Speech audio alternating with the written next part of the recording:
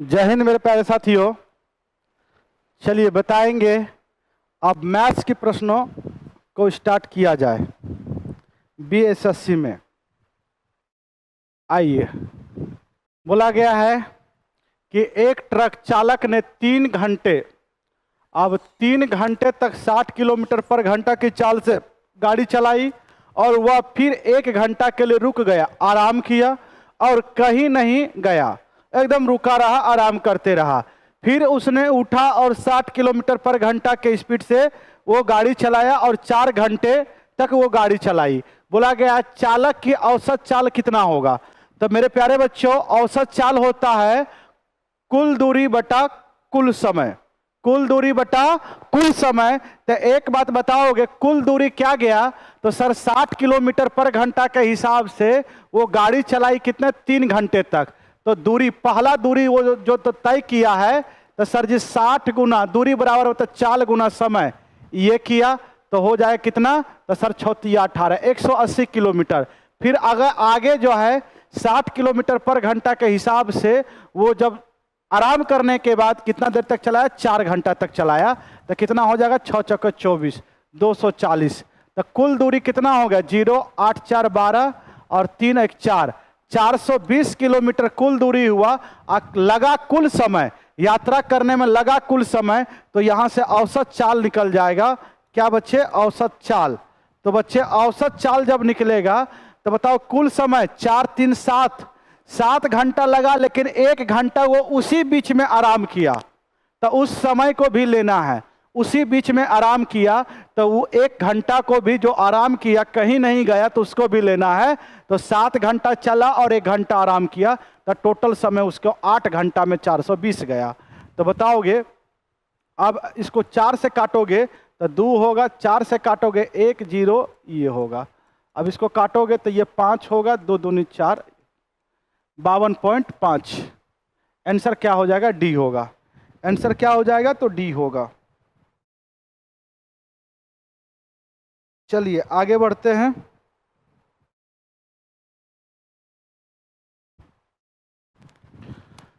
बोला गया है एबीसी 3 आदमी है, 10 15 12 दिनों में कर सकता है कोई काम है। और बी, सबसे पहले काम मानो, काम अगर टोटल वर्क हम मान लेते हैं कि ए अगर 10 दिनों में काम को करना चाहता है, बी इस काम को करेगा 15 दिनों में करेगा, सी इस काम को करेगा तो 12 दिनों में करेगा। तो 10 12 15 और 60 का एलसीएम कितना होता है? 60 होता है। तो मेरे प्यारे मित्र, 10 दिनों में 60 काम तो 1 दिनों में 6 काम, 15 दिनों में 60 काम तो 1 दिनों में 4 काम, 12 दिनों में 60 काम तो 1 दिनों में 12 पंचे 60, 5 काम करेगा, 1 दिनों में 5 काम करेगा। ये हो गया, सबकी क्षमता आ गया, ए बी सी का क्षमता आ गया। बोला जाता है कि ए और बी प्रत्येक दिन बारी बारी से 5 दिनों तक काम किया। तब 5 दिनों तक ए काम किया तो 6, 1 दिन में 6 काम, तो 5 दिनों में 6 पंचे 30 काम। ए जो है 30 काम किया होगा। फिर बारी से आया तो बी भी काम किया है 5 दिनों तक। तो 1 दिन में बी कितना काम करता है? तो सर जी 4 काम करता है, तो 5 दिनों में 4 पंचे 20 काम किया होगा। तो टोटल काम 50 काम हो गया। तो 60 में से 50 काम हो गए तो बचा कितना? 60, 10। तो 10 काम सी करेगा, तो 1 दिन में 5 काम करता है, तो सी 10 काम करने में 2 दिन लेगा। तो आंसर क्या पूछा है कि शेष काम को सी कितना दिनों में करेगा? तो 2 दिनों में करेगा।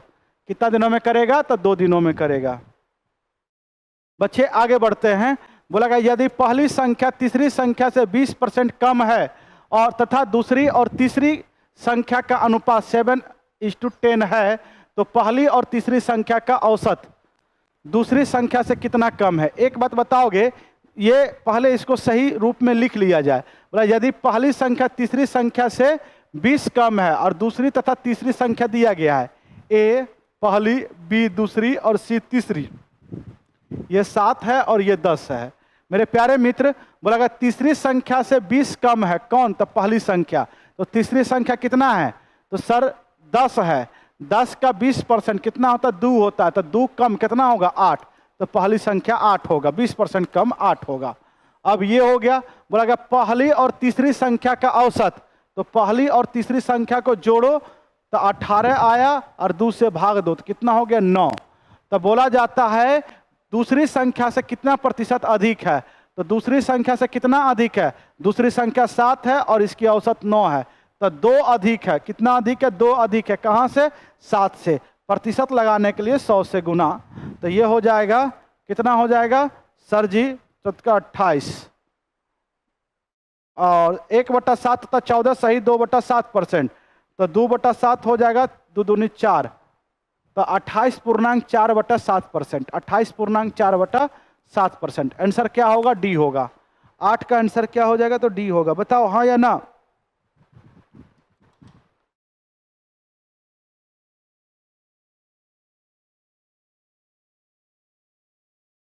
एक बच्चे बोल रहे भागलपुर में सेंटर कहाँ पे है सर? बच्चे भागलपुर में सेंटर कहाँ पे, इसकी जानकारी हमारे पास नहीं है। आप कॉल करके पूछ सकते हैं हमारे टेक्निकल टीम से, ठीक है। चलिए आगे बढ़ते हैं, अगला प्रश्न की ओर देखते हैं। आइए इस प्रश्नों को देखते हैं। बोला गया एक पुलिसकर्मी एक चोर का पीछा करता है जो 360 मीटर दूर है। यदि वे 9.5 किलोमीटर प्रति घंटे और 6.5 किलोमीटर प्रति घंटे की चाल से दौड़ते हैं तो पुलिसकर्मी द्वारा पकड़े जाने से पहले चोर कितना दूरी भाग चुका होगा? तो मेरे प्यारे मित्र, पुलिस और चोर के बीच में 630 किलोमीटर का दूरी है, तो इसे पकड़ने में कितना समय लगेगा? तो यहाँ पे सापेक्ष चाल लगेगा।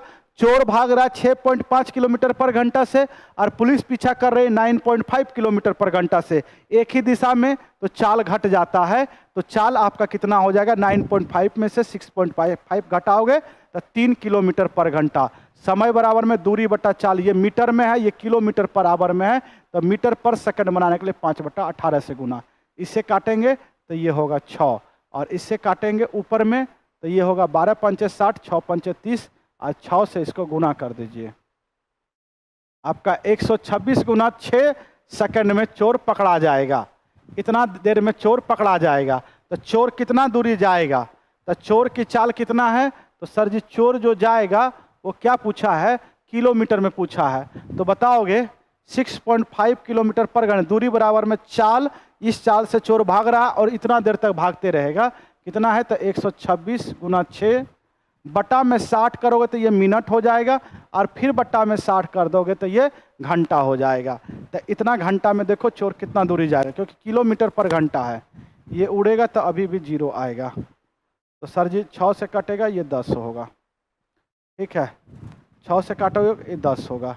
6 दूनी 12, 6 दूनी 12 हो जाएगा, 6 इकाई 1।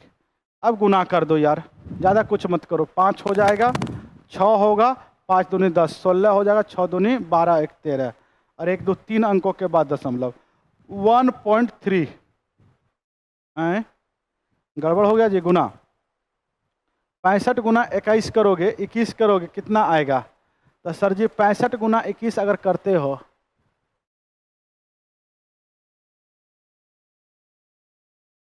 ठीक है, तो सर 5 इकाई 5, ठीक है, 6 और 5 दूनी 10, 16 के 6 बाकी में 1, 6 दूनी 12, 1 13, 3 अंकों के बाद दशमलव 1.3।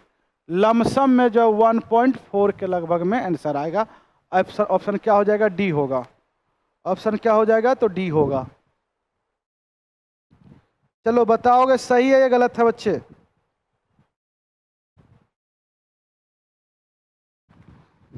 चलिए आगे बढ़ते हैं। बोला P और Q एक दूसरे को व्युत्क्रमानुपाती है, इनवर्सली प्रोपोर्शनल है। तो बोला गया P और Q आपस में इनवर्सली प्रोपोर्शनल है। इनवर्सली मतलब उल्टा है, व्युत्क्रमी है। अब बोला गया Q बराबर में 6 लेना है, P बराबर में 10 लेना है। ये जब समानुपात का जब साइन हटता है, इनवर्स प्रोपोर्शन का जब साइन हटता था, कोई कांस्टेंट लेकर आता है, K गुना 1/Q, ठीक है। ये K गुना 1/Q। मेरे प्यारे मित्र, Q की मान 6 यूज करना है, P की मान 10 यूज करना है। तो 10 बराबर में K बटा में Q की मान 6, तो K की मान यहाँ से आ जाएगा 10 गुना 6, 60 आ जाएगा। लेकिन आगे बोला गया, ये तो फार्मूला हो गया। आगे बोला गया है कि जब P की मान 15 लो तो Q की मान क्या होगा? तो यहाँ से देखो, यहाँ से P की मान अगर 15 लोगे, क्योंकि फार्मूला में P बराबर में K है, तो 15 बराबर में K की मान कितना आया? तो 60 आया। और Q की मान मालूम नहीं है। तो ये 15 चौका 60 और Q इधर जाएगा, तो Q की मान 4 लेना होगा। कितना लेना होगा? 4 लेना होगा। बोला गया एक समलम चतुर्भुज है, एक समलम चतुर्भुज है, ये समलम चतुर्भुज है। तो समलम चतुर्भुज के ये दोनों समांतर भुजा हुआ, तो समांतर भुजा अगर L और ये B हुआ और यहाँ से यहाँ ये दोनों भुजाओं के बीच का दूरी मानो H हुआ, तो इसकी क्षेत्रफल जो होता है वो क्या होता है? तो सर ये 1/2 दोनों समांतर भुजाओं का योग, मतलब L + B और इंटू में H होता है। दोनों समांतर भुजाओं का योग बटा 1/2 दोनों समांतर भुजाओं का योग और बटा में गुना में H होता है। तो क्षेत्रफल दिया गया है और दोनों समांतर भुजाओं के बीच का दूरी भी दिया गया है।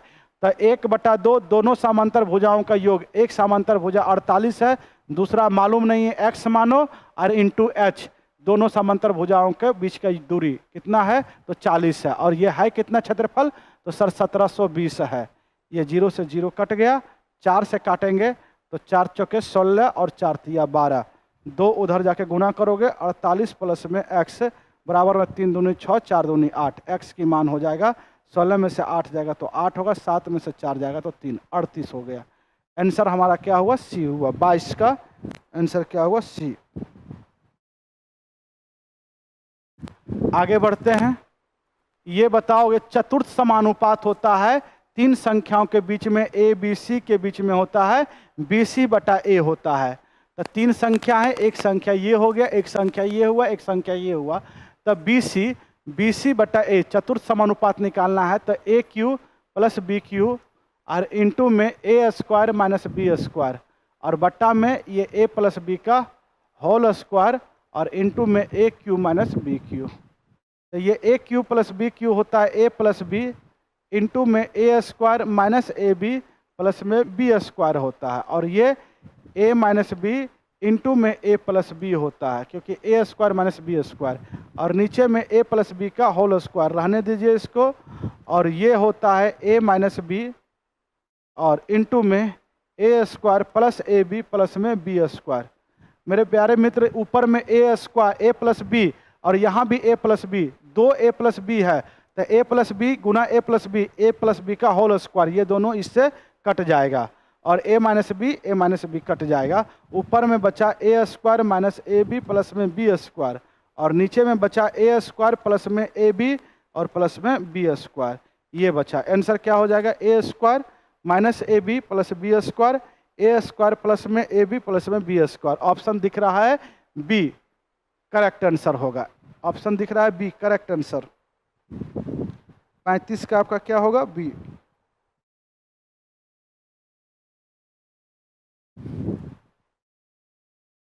बोला गया है इतना गुना इतना 8 गुना 6 गुना 6 इकाई आयाम वाले घनाभ है।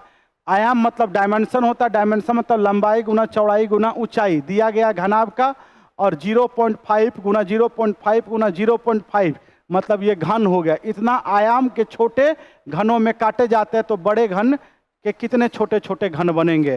तो छोटे छोटे घन बराबर में घनों की संख्या बराबर में होता है कि बड़े घनाभ की आयतन, मतलब घनाभ का आयतन जो सबसे बड़ा होगा क्योंकि इसी के आयतन से काटा जाएगा, और घन की आयतन बटा में छोटे छोटे घन का आयतन। तो बड़ा घन का आयतन होता है 8 गुना 6 गुना 6 है, और जो छोटे छोटे घनों की संख्या होगा वो नीचे में घन के आयतन से भाग दे दो। 0.5 गुना 0.5 गुना 0.5। मेरे प्यारे मित्र, सभी जगह से 0 0 उड़ेगा तो 1000 ऊपर में हो जाएगा। कितना होगा? 1000 ऊपर में हो जाएगा। 25 कितना हो जाएगा? 25 चौके 100 और 5 दूनी 10, 2 होगा। ऊपर में हो जाएगा 4 दूनी 8, 8 8 64, 64 गुना 36 करोगे तो 6 चौके 24, इकाई अंक 4 आया, यही हो जाएगा 2304। आंसर यही ऑप्शन क्या हो जाएगा? बी होगा। ऑप्शन मेरे प्यारे मित्र क्या होगा? तो बी होगा। चलिए आगे बढ़ते हैं। बोला गया है कि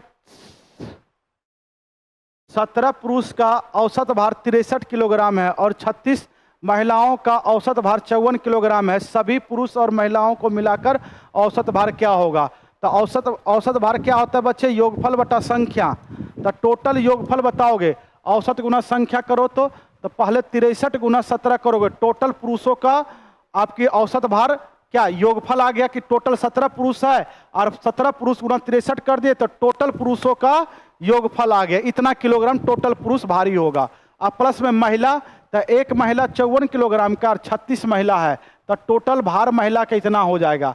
और टोटल संख्या तो 17 पुरुष है और क्या है तो 36 महिला है, बटा में 36 हो जाएगा।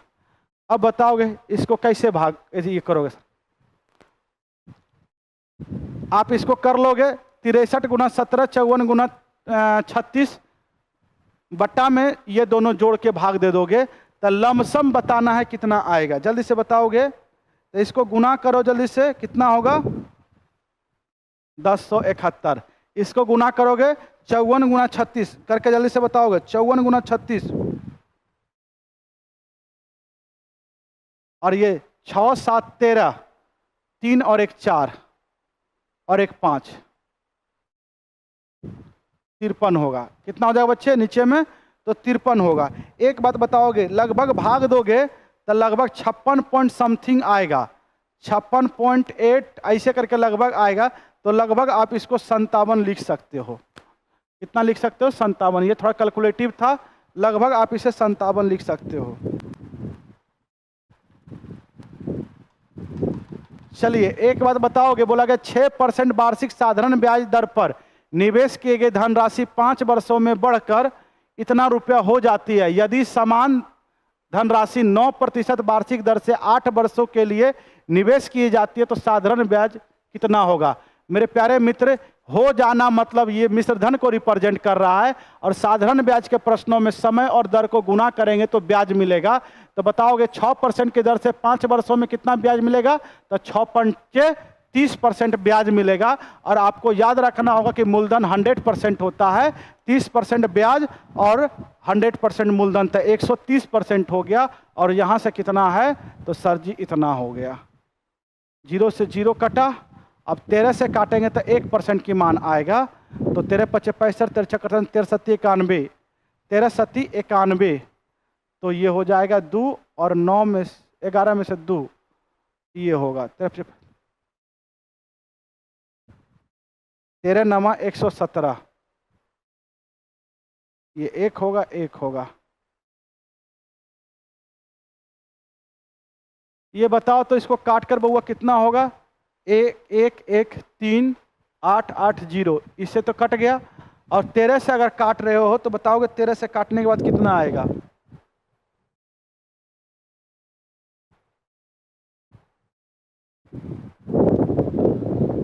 13 × 5 = 35, 13 8 104 लगा सकते हो। सॉरी यहीं पे गड़बड़ कर दिए, 13 8 104 लगा सकते हो आप। लगा के बताओ तो 13 8 104 लगा सकते हो, कितना आ जाएगा? ठीक है। तो अब एक बात बताओगे, आपको क्या निकालना है? तो 9% की दर से 8 वर्षों में, तो 9 8 72% निकालना है। कितना निकालना? 72%। तो 876 गुना 72, 6 दूनी 12, इकाई अंक दोनों में ये है। ठीक है, ए और बी दोनों मैच कर रहा है, सी और डी तो नहीं होगा, सी और डी तो नहीं होगा। तो एक बात बताओगे, जब गुना करोगे तो कितना आ जाएगा?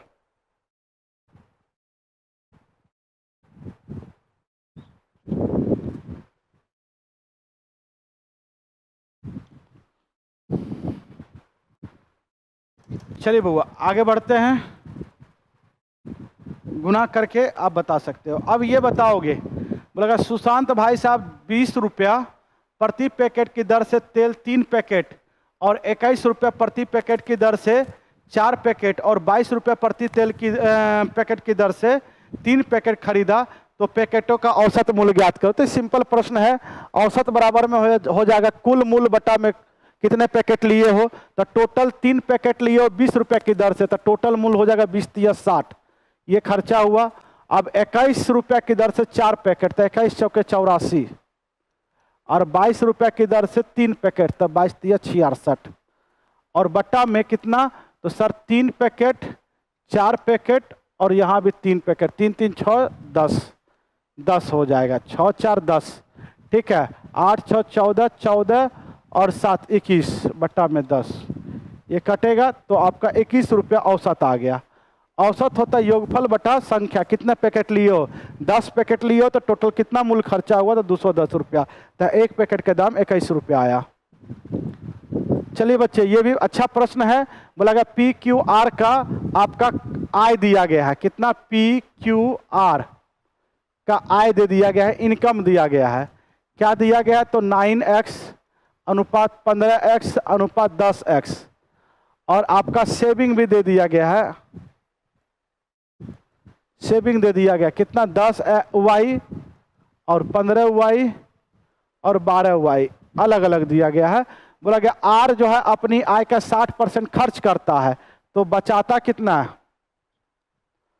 बचाता 40% है, तो 40% के फ्रैक्शन मान 2/5, ये बचत करता है। ये 2 रुपया बचाया तो इनकम किया, अगर 5 रुपया तो बचाया 2 रुपया। तो किसके बारे में, आर के बारे में बोला है। तो आर का बताओगे बचत कितना है, तो 12y है, और यहाँ से बताओगे आर की आय कितना है, तो 10x है, और यहाँ से बताओगे इसकी आय 5 है, नीचे में आय होता है, ऊपर में बचत होता है, ये हो गया। इससे काटोगे तो 6 होगा, इससे काटोगे तो ये 2 होगा, इससे काटोगे 3 होगा, तो ये हो जाएगा कितना होगा, तो सर जी ये हो जाएगा ऊपर में 3 और नीचे में कुछ नहीं तो x, ये x इधर जाएगा और ये y, x की मान 3 आया, y की मान 1 आया, यहाँ रखोगे तो ये हो जाएगा 9 तिया 27, x की मान 3 रखोगे, यहाँ पे 15 तिया 45, और यहाँ पे कितना हो जाएगा 30, और ये तो यही सब रह जाएगा, ये 10 रहेगा, ये 15 रहेगा और ये 12 रहेगा। तो बताओगे 27 रुपये कमाए, 10 रुपये खर्चा कर दिया, 10 रुपया बचत किया, तो खर्च कितना किया, तो सर जी खर्च 17 रुपया किया गया। 45 कमाया, 15 बचाया, तो कितना खर्च किया, 30 रुपया खर्च किया। 30 कमाया, 12 रुपया बचाया, तो कितना खर्च किया, तो सर 18। तो अनुपात हो जाएगा खर्च का कितना हो जाएगा, 17:30:18, 17:30:18, ऑप्शन क्या हो जाएगा, बी। सर एग्जाम कब होगा, पता नहीं बउआ एग्जाम कब होगा, लेकिन होगा जरूर। चलिए बउआ 52 के बाद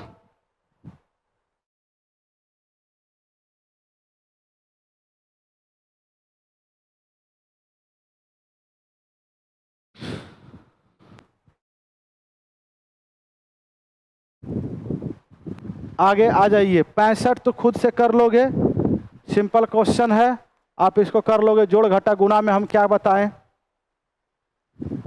आ जाओ। ये बताओगे बउआ,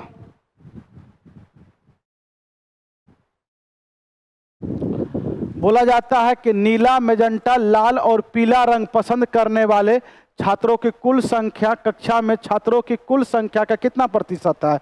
तो नीला 45 लोग पसंद कर रहा है, मैजेंटा जो है 75 कर रहा है, और लाल जो है 58 कर रहा है, और पीला जो है 97 कर रहा था। टोटल कितने हुए, आप जोड़ लो तो एक बार, 5 5 10, 18, 18 और 7 25, 25 के 5, बाकी हाथ में 2, तो ये 2 हो जाएगा, 7 4 11, 11 और 5 कितना होगा, 16, 16 और 9, 16 9 कितना हो जाएगा, 25, 25 और 2 कितना होगा, 27।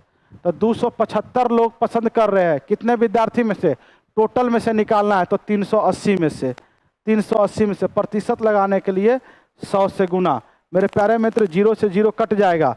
अब इसको काटोगे और आप बताओ लगभग में इसकी आंसर कितना आने वाला है।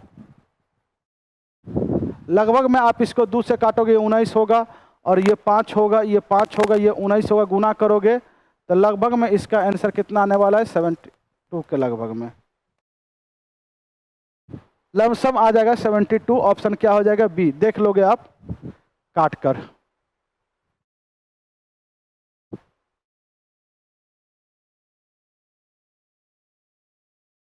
आइए बुआ, सुनेंगे, ध्यान देंगे।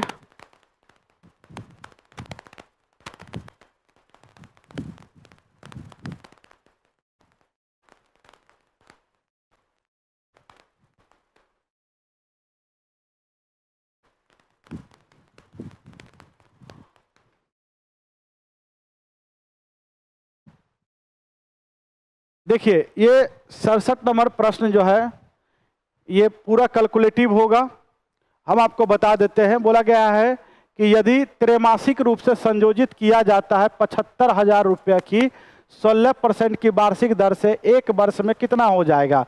मेरे प्यारे मित्र, त्रैमासिक जो है एक साल में 4 त्रैमासिक होता है, तो रेट में भी 4 से भाग दिया जाएगा, तो एक त्रैमासिक में 4% बनेगा, 4% त्रैमासिक हो जाएगा। और एक साल में 4 त्रैमासिक, तो समय लेना है 4 त्रैमासिक। मेरे प्यारे मित्र, 7500 रुपया का बोला गया कितना धन बनेगा, 75,000 का कितना धन बनेगा, तो एक साल में रेट ऑफ इंटरेस्ट है एक त्रैमासिक में 4%, इसकी फ्रैक्शन मान 1/25, एक साल में हो जाएगा, एक त्रैमासिक में हो जाएगा 26/25, फिर दूसरे में 26/25, एक साल में 4 त्रैमासिक है, 4 बार गुना करो। अब बताओ इसको गुना करोगे और काटोगे तो दिमाग फ्रेश हो जाएगा। कैलकुलेशन करने में आप कैलकुलेशन कर लोगे 26 गुना 4 बार, यही तो कट जाएगा, थोड़ा सा कुछ इजी होगा लेकिन आपको परेशानी बढ़ेगा। इस टाइप के प्रश्नों से थोड़ा सा जो है एग्जाम में बच कर रहना है। अगर ऐसा डाटा आ जाएगा तो भारी समस्या में पड़ जाओगे। आप इसको कैलकुलेशन कर लोगे, आंसर आएगा भी। तो इसको क्या करना है, कभी कभी कोई प्रश्नों को छोड़ भी देना है। मेरे अनुसार अगर ऐसा आएगा, क्योंकि ऑप्शन इतना नज़दीक है, आप अनुमान भी नहीं लगा सकते हैं। अगर ऑप्शन नज़दीक नहीं रहता तो अनुमान लगा के बना सकते थे। चलिए आगे बढ़ते हैं। बोला गया है कि एक व्यक्ति मॉल के निकट सड़क पर खड़ा है, वह मॉल से 1425 मीटर की दूरी पर और सड़क से मॉल के शीर्ष को इस प्रकार देखने में सक्षम है कि उसके और मॉल के बीच में स्थित पेड़ के शीर्ष मॉल के साथ दृष्टि रेखा में है और पेड़ की ऊंचाई 10 मीटर है, तो यह व्यक्ति से 30 मीटर की दूरी पर स्थित है। मॉल की ऊंचाई बताओ। देखो ये मॉल है और इसी के बीच में एक पेड़ है और एक व्यक्ति मानिए यहाँ पे खड़ा है, और यहाँ और पेड़ की ऊंचाई को दोनों आप देख सकते हैं। ये पेड़ है, ये पेड़ के ऊंचाई और मॉल के ऊंचाई को भी देख सकते हो। और पेड़ हमारा 10 मीटर ऊंचा है और पेड़ से आपकी दूरी जो है 30 मीटर का है, और आप जो है मॉल से जो है वो आप जो है 1425 मीटर की दूरी पे है। मेरे प्यारे बच्चों, ये सीधा सीधा आपका थेल्स थ्योरम सिमिलरिटी लगेगा, क्योंकि ये 90 डिग्री होगा तो ये भी 90 डिग्री होगा, ये जितना होगा उतना ही ये होगा, और ये दोनों ट्रायंगल में ये क्या होगा, तो क्या होगा, समान होगा। मेरे प्यारे मित्र, इस अगर मॉल की ऊंचाई x मानते हैं तो ये वाला एंगल जो कि दोनों में कांस्टेंट है, दोनों में सेम है, कॉमन है, उसके सामने वाला साइड कितना है, तो 10। आप जानते हैं दो त्रिभुज सिमिलर हो गया, कौन कौन, तो एक ये वाला और एक पूरा बड़ा ट्रायंगल, एक पूरा बड़ा ट्रायंगल। मेरे प्यारे मित्र, तो सिमिलर ट्रायंगल कहता है कि संगत भुजाओं का अनुपात बराबर होता है। संगत भुजाओं का अनुपात क्या होता है, बराबर होता है। तो इसके सामने में छोटा ट्रायंगल में 10 है, तो इसी एंगल के सामने में बड़ा ट्रायंगल में कितना है, x है। अब बताओगे ये डबल एंगल के सामने में छोटा ट्रायंगल में कितना है, तो 30 है। तो यहाँ भी डबल एंगल के सामने में बड़ा ट्रायंगल में कितना है, तो 1425 है। संगत में निकालना है, 0 से 0 कट गया, 3 से काटोगे तो ये हो जाएगा 4 तिया 12, ठीक है। फिर 4 तिया 12 आई, सॉरी 4 तिया 12, 2 बचा 7 तिया 21, 5 तिया 15, इधर उधर करोगे तो x के मान 475 आ गया। तो मॉल की ऊंचाई आ गया 475। ऑप्शन क्या होगा, बी होगा। ऑप्शन क्या होगा, बी होगा। चलिए आगे बढ़ते हैं। अब इस प्रश्नों को बताओ आप। बोला गया एबीसी जो है एक व्यवसाय शुरू करता है। एबीसी, ए जो है 13,750 रुपये पूंजी लगाता है, बी 16,250 रुपये पूंजी लगाता है और सी 18,750 रुपये पूंजी लगाता है। बोला गया है बी का इतना लाभ हुआ है, तो तीनों मिलकर कुल लाभ कितना हुआ। कोई बात नहीं है, पहले इसको काटकर अनुपात में बनाइए। 0 से 0 काटिए सभी। अगर देखो ये पूंजी का अनुपात जो होगा वही लाभ का अनुपात होता है, क्योंकि समय की चर्चा यहाँ पे नहीं किया गया है, समय की चर्चा नहीं किया है, ठीक है। आप देखोगे 25 से काटोगे तो 25 छक्का 1.5, ये ज़्यादा हो जाएगा, 25 पंचे 125, फिर 25 पंचे 125, ठीक है। 25 से काटोगे 25 छक्का 150, फिर 25 पंचे 125, फिर 25 सत्ते 175, 25 पंचे, फिर 5 से काटोगे ये 11 होगा, ये 13 होगा, और ये कितना होगा तो 15 पचे 75। बोला बी का लाभ यहाँ से 13 और क्वेश्चन के अनुसार कितना है 5200, तो 13 का मान 5200, एक की मान 400 हो जाएगा। बच्चे बोला तीनों का लाभ बताना, सबको जोड़िए, तो 5 3 8 1 9 39, तो गुना में 400 करोगे तो ये 9 चौके 36, 4 तिया 12 और 3 15, 15,600। आंसर क्या हो जाएगा ए हो जाएगा। 81 का आंसर क्या हो जाएगा बच्चे ए हो जाएगा।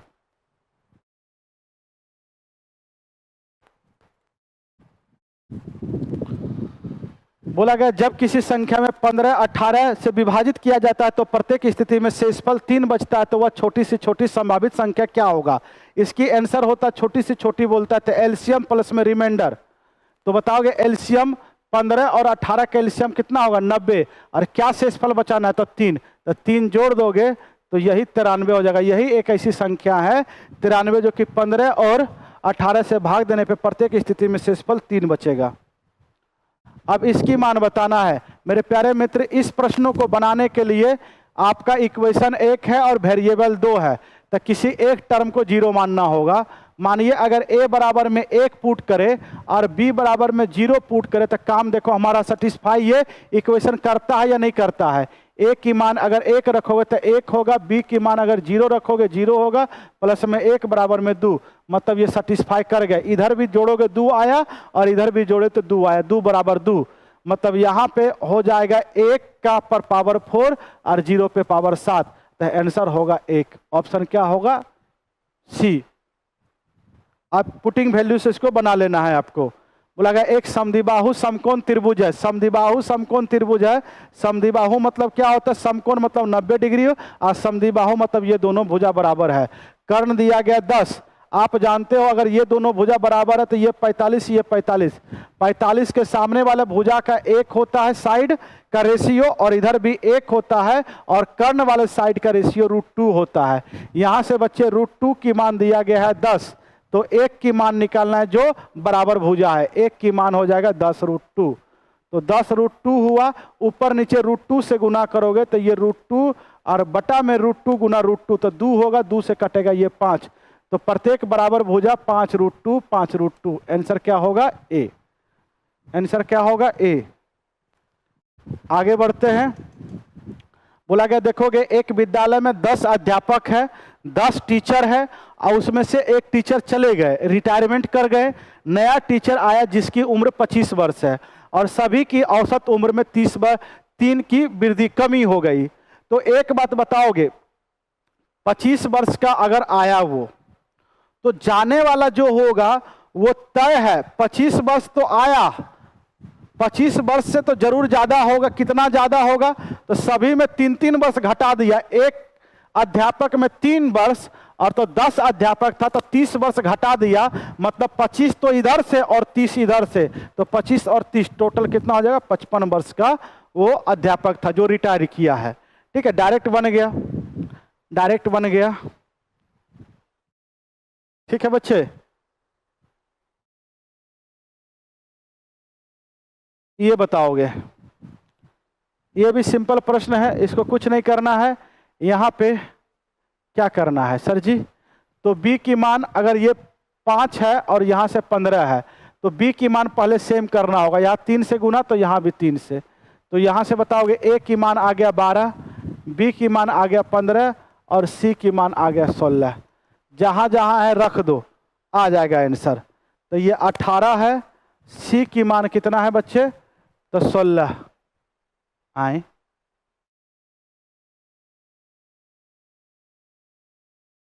ऐसा करते हैं कि देखो यहाँ भी सी स्क्वायर है, यहाँ भी सी स्क्वायर है, यहाँ भी ए है, यहाँ भी ए है। हम चाहते हैं कि ऊपर नीचे ए स्क्वायर से भाग दे दो, तो ये 18 सी स्क्वायर बटा में ए स्क्वायर और ये 7 हो जाएगा। यहाँ भी भाग दोगे सी स्क्वायर बटा ए स्क्वायर, यहाँ 20 हो जाएगा। इससे क्या होगा, आसानी हो जाएगा।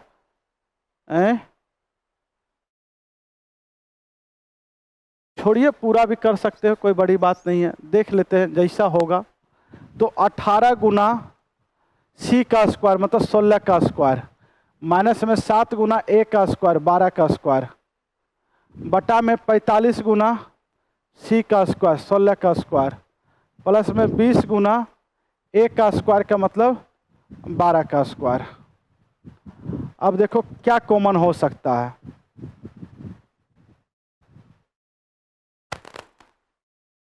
तो सर जी 18 गुना 256, 7 गुना 144, 45 गुना 256, माइनस में 20 प्लस में 20 गुना 144। देख लो, पूरा ही कर लो, कोई दिक्कत नहीं, ये सब सिंपल क्वेश्चन है, कैलकुलेशन है, कर लोगे। यहाँ भी 144 है, यहाँ भी 144 होगा ही होगा, ठीक है। 16 नंबर 44 से होता है, यहाँ 144 है तो 16 नंबर 44 से कॉमन अगर दिख रहा है तो बहुत बढ़िया वाली बात है। देखो 16 गुना 16 256 है। अगर 16 बाहर निकालते हो, खींचते हो, 16 नंबर 16 बाहर खींचते हो, और यहाँ 18 है और इसमें भी 16 नंबर 44 से होगा, तो 16 पहले 16 ही बाहर खींचो, तो ये 18 गुना 16 होगा, माइनस में 7 गुना 9 होगा। यहाँ से भी 16 खिंचाएगा, तो 16 खिंचाएगा तो ये 45 गुना 16 होगा, प्लस में 20 गुना 9 होगा, 16 से 16, यहाँ भी 9 है, यहाँ भी 9 है, कॉमन हो जाएगा।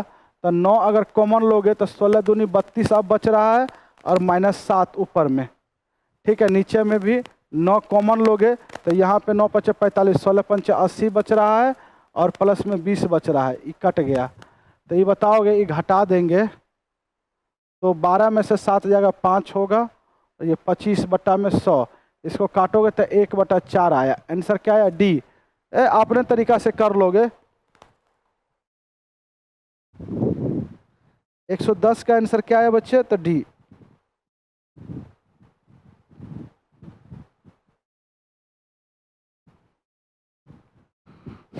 चलिए आगे बढ़ते हैं। यदि दो कोनों का योगफल इतना है और इनका अंतर इतना रेडियन में दिया है, तो सबसे पहले बताओ जो डिग्री में रहता है, रेडियन में बनाने के लिए पाई बटा 180 से गुना करते हैं। तो 135 डिग्री है, इसको रेडियन में बनाइए तो पाई बटा 180 से गुना कीजिए, ठीक है। 15 नंबर 135, अगर 9 से काटोगे तो 15 नंबर 135 और ये 2, और फिर 3 से 5 से काटोगे तो 3 हो जाएगा और ये 4 होगा। तो 3 पाई बटा में 4, 135 डिग्री बराबर में होगा 3 पाई बटा 4। तो दो एंगल का योग जो है कितना आ गया? तो 3 पाई बटा 4, और दोनों का अंतर कितना आ गया? तो सर पाई बटा 12। तो दोनों को जोड़ दोगे तो ये कट जाएगा, ये होगा 2a बराबर में, इसको जोड़ोगे तो 9 1 10 पाई बटा में 12, इससे काटेंगे तो 5, तो a की मान आ गया 5 पाई बटा में 12। बड़ा एंगल की मान पूछा है, और बड़ा एंगल वृत्तीय बोला गया, बड़े कोण का वृत्तीय माप। तो बड़ा कोण जिसमें से घटता है, जो बड़ा होता है उसमें से कोई छोटा कोण घटता हुआ नजर आता है, तो a ही हमारा बड़ा होगा। 111 का सी, बहुत बढ़िया बउआ। चलिए एक बात बताओगे, बोला गया मैं कुछ दूरी तक पैदल चलता हूं और वापस सवारी से आता हूं। पैदल चला और सवारी से आया तो 37 मिनट लगा। दोनों और अगर पैदल चला तो 2p चला तो 55 मिनट लगते हैं। बोला गया है कि दोनों और सवारी से चलेंगे, तो ये इक्वेशन 1 है, इसमें 2 से गुना कर दो तो ये 2p हो जाएगा, और ये s है तो 2s हो जाएगा। दोनों और सवारी से हो गया 37 दूनी, इसमें भी 2 से गुना हो जाएगा, 4 दूनी 7 दूनी 14, 3 दूनी 6 1 7, ये हो गया। एक बात बताओगे, आप इसमें से इसको घटा दोगे तो ये माइनस होगा, ये माइनस होगा, 2p में से 2p जाएगा, कट जाएगा, बचेगा 2s, मतलब दोनों और सवारी, और 74 में से 55 जाएगा, 14 में से 5 जाएगा तो 9 होगा, 6 में से 5 जाएगा 1, 19 मिनट समय बचा लेगा। दोनों, और अगर सवारी की करते हुए जाता है तो 19 मिनट बचा लेगा।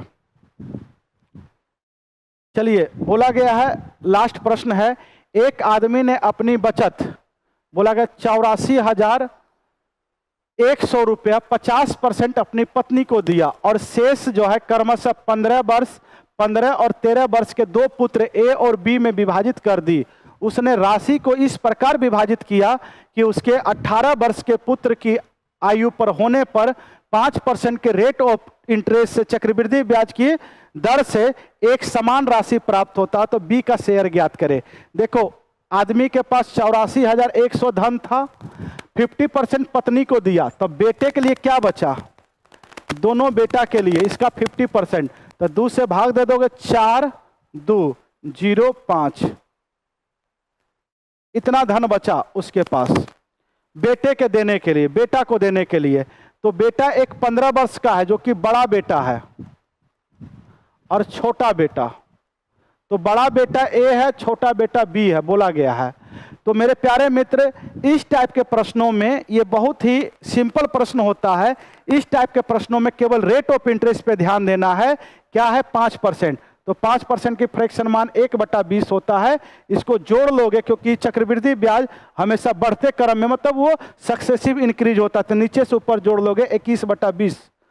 याद रखोगे, अभी रेट ऑफ इंटरेस्ट 1 साल में 21/20 हो जाएगा, तो जो बड़ा बेटा है उसको ज्यादा पैसा दोगे, इसी दोनों में से चुनना है, और जो छोटा बेटा है उसको कम पैसा दोगे, क्योंकि उसके पास ज्यादा समय होता है ब्याज कमाने के लिए।